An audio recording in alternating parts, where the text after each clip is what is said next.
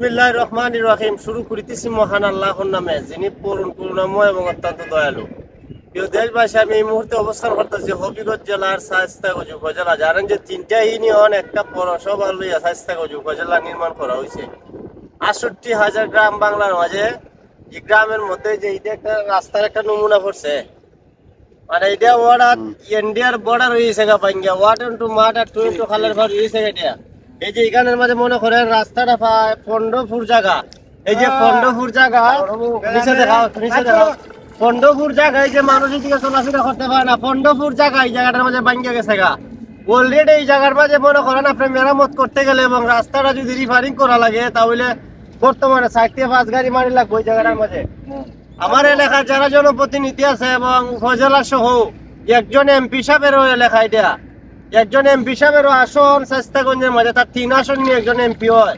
শুনেন, America, London, যুক্তরাষ্ট্র, Canada বাড়ি বাড়ানি বন্ধ করতে দিব, আর পকেটের দিকে চিন্তা করা বন্ধ করতে দিব।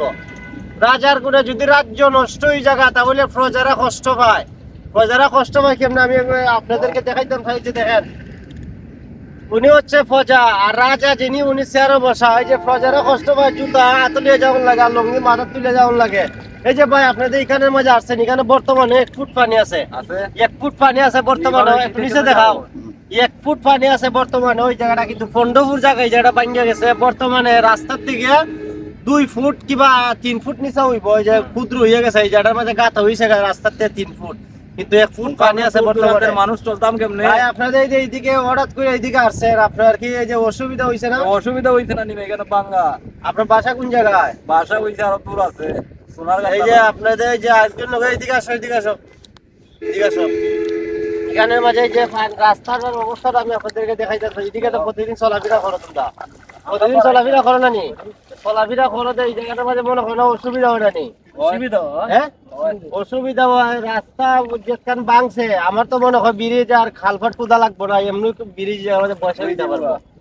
এই জায়গার মাঝে আর ব্রিজ কুদা লাগতো না, ব্রিজ অলরেডি এই জায়গার মাঝে ভেঙে যাবো। শুনেন, সামনে একটা ব্রিজ আছে, ব্রিজটা শুরু দিকে এই কারণে ইন্দে পানি নিষ্কাশনের ব্যবস্থা কম, এই কারণে রাস্তা ভাঙ্গিয়া অলরেডি রাস্তা ভাঙ্গিয়া এইদিকে পানি ছুটছে, রাস্তা ভাঙ্গিয়া ছুটছে। 16টা গ্রামের পানি এদিকে, সোনারগাঁর 16টা গ্রামের পানি এদিকে কিন্তু বাড়ি হয়, আপনারা জানেন 16টা গ্রামের পানি।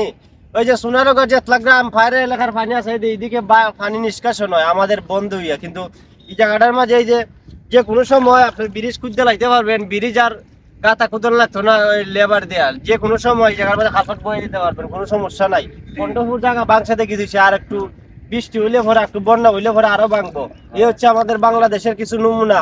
নোংরা পরিবেশে আসলে আমরা চলাফেরা করি, এমন একটা অবস্থা বাংলাদেশের মাঝে হিসাব ছাড়া। ভালো থাকবেন, দেখা হবে, আসসালামু আলাইকুম।